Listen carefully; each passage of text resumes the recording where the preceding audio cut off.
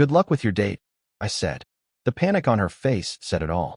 There are people who repeat their lies so much that they end up believing them. She thought she could go out, come back as if nothing had happened. But I was ready. And the moment I wished her good luck, the mask fell. Her face, it was like watching a castle collapse in slow motion. And the best part? I didn't even have to raise my voice. My name is Vincent. I've always believed that love is built on trust. Without trust, love is just a beautiful lie. And that's exactly what happened to me. I was engaged to a woman named Kaz. We'd been together for years. We'd spent a lot of time building a life together. But everything fell apart the day I discovered she was still seeing another man. From that point on, everything shattered within me. That night changed everything. And in the next few minutes, I'm going to tell you how it happened. I met Kaz at a mutual friend's housewarming party. Our conversation started banally, and somehow, we ended up talking for hours. We kept in touch after that. At first, it was casual. We'd see each other for coffee, lunch when our schedules allowed. But over time, we both made more and more effort. Those little dates became dinners, weekends together, late-night calls, and finally, we officially became a couple. Our relationship evolved naturally. We didn't rush things, but we didn't stay still either. We dated for over 3 years, and during that time, we built something that seemed solid. By the second year, Kaz was spending most of her weekends at my place, usually from Friday night to Sunday night. It made sense, and I liked it. She never fully moved in, and honestly, it suited us both. My apartment allowed us to be together comfortably without needing to rush into living together permanently. Her apartment was smaller, and even though I visited from time to time, living there full-time had never really been considered. What I always admired about Kaz was her openness. From the beginning of our relationship, she was never afraid to talk about her past, ex-boyfriends, her mistakes, the lessons she'd learned, even her family stories. She hid nothing.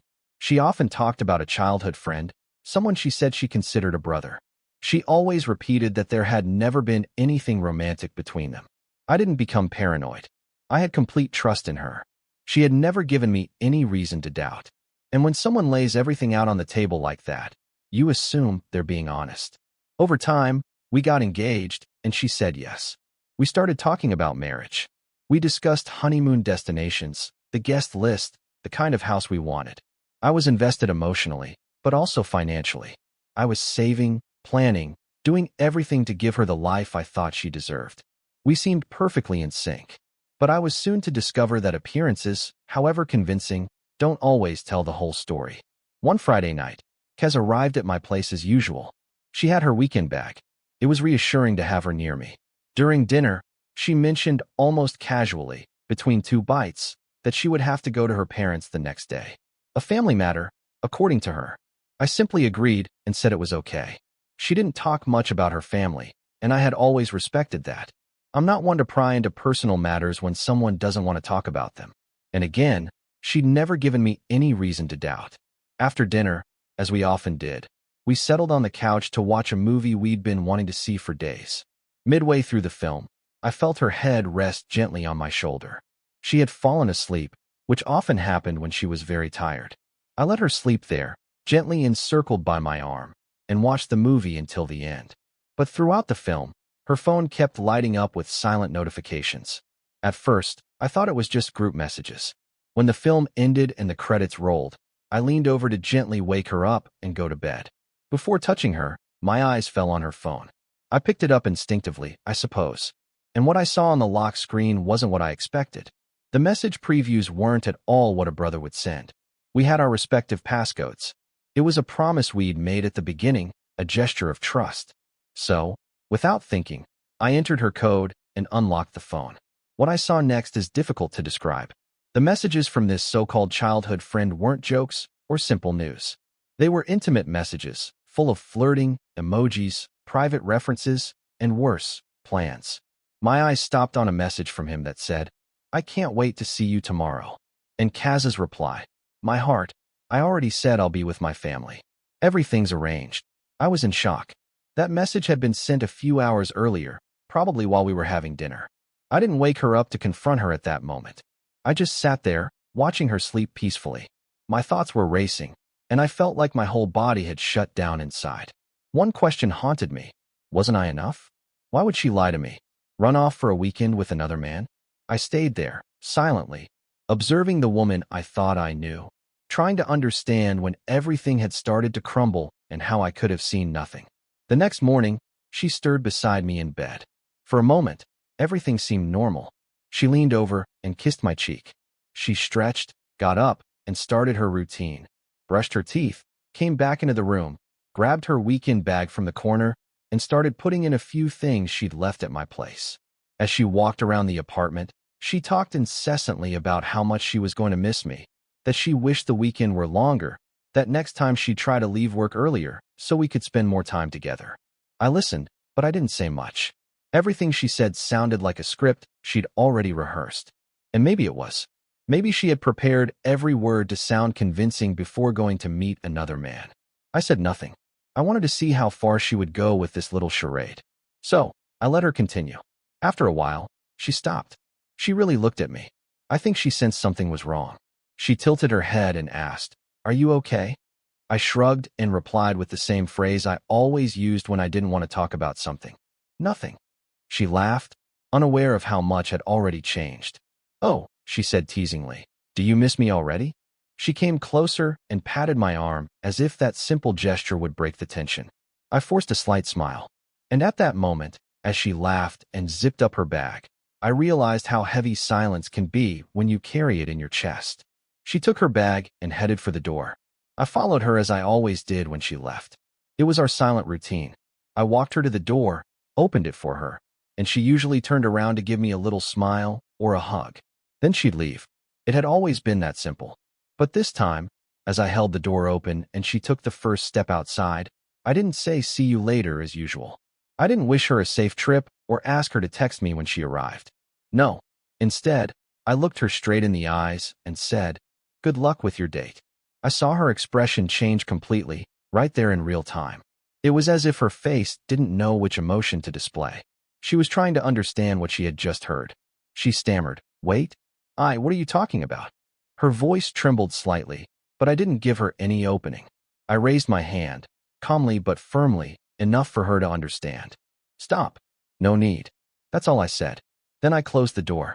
As soon as the door was closed and I was away from it, the silence didn't last long. Almost immediately, I heard desperate, violent knocks, as if she couldn't believe what had just happened and wanted to undo it all. Then the knocks turned into sobs. She begged behind the door, her voice broken, asking me to listen to her.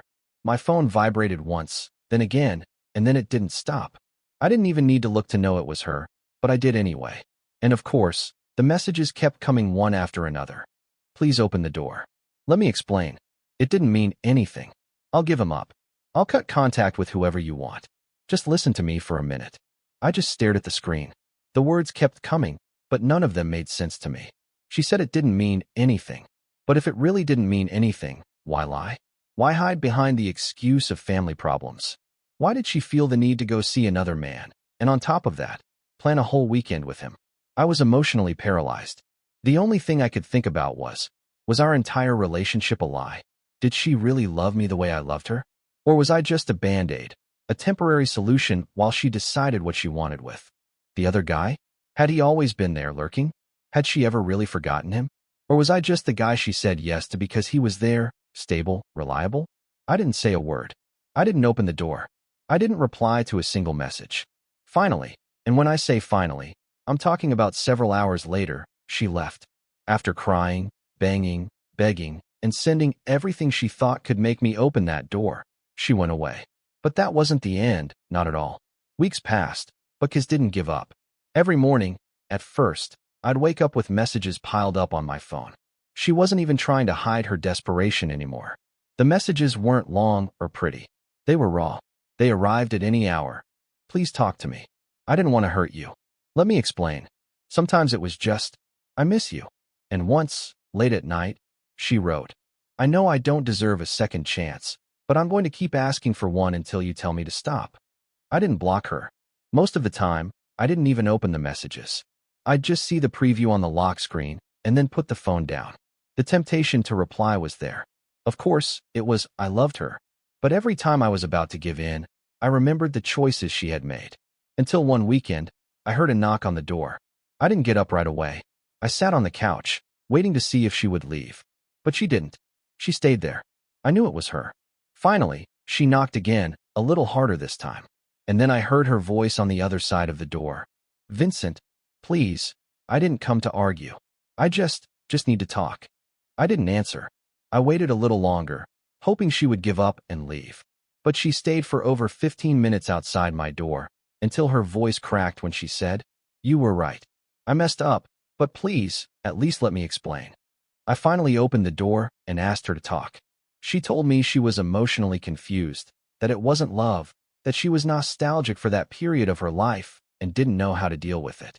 She admitted that she had lied to me, that she didn't think I would find out, and that's why she had felt safe doing all of that behind my back. She kept repeating that it wasn't serious, that it didn't mean anything. But the mere fact that she had lied to be able to do it proved that it meant something. Yes, I didn't interrupt her. I let her talk. I let her say everything she needed to say. And when she finally fell silent and looked at me as if waiting for a verdict, I asked her the only question that really mattered to me. Would you have told me everything if I hadn't found out? She froze. Her mouth opened slightly, then closed. She lowered her eyes, her lips trembling, but didn't utter a word, not even a whisper. And in that silence, I heard the truth louder than anything she had just said. If I hadn't checked her phone, if I hadn't read her messages, she would have gone away that weekend, come back smiling as if nothing had happened, and continued planning our wedding. I walked away silently. She looked at me, her eyes full of hope, as if she believed I was going to tell her that everything was all right, that I forgave her. But I said nothing of the sort.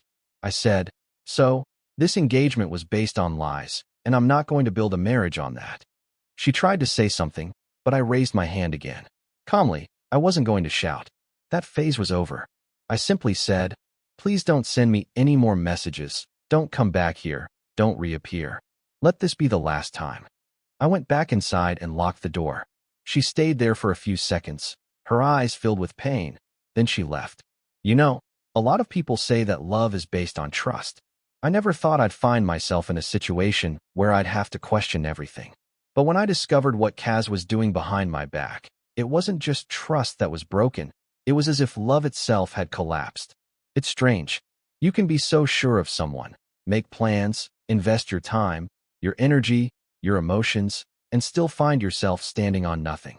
That's the most painful part. That lie wasn't just a small mistake. It showed me that Kaz was capable of hiding big things. It made me rethink how many other lies might be hidden in the moments I thought were sincere. I think betrayal doesn't just destroy trust. It slowly eats away at everything you thought was real. Even today, I sometimes think back to certain moments and wonder, was it sincere? I'm not going to pretend I've overcome everything or that I have all the answers. I haven't overcome it. But there's one thing I'm sure of. I deserve honesty. So now I turn to you. What would you have done in my place? Do you think I did the right thing, or did I miss something? Maybe there's a detail I didn't see. Leave your opinion in the comments. Let's talk about it. Because deep down, maybe someone is going through the exact same thing right now, and your words could help them see things more clearly. Comment from Mr. Redit. This story shows how fragile trust is and how a single choice can completely change the course of a relationship. Sometimes silence speaks louder than 1,000 words. It's never easy to face the pain of betrayal, and everyone reacts in their own way. But one thing is certain, no one deserves to live a life built on lies. And you, do you think he made the right decision? Or would you have reacted differently? If you liked the story, don't forget to like, comment, and subscribe for more stories like this one. See you next time.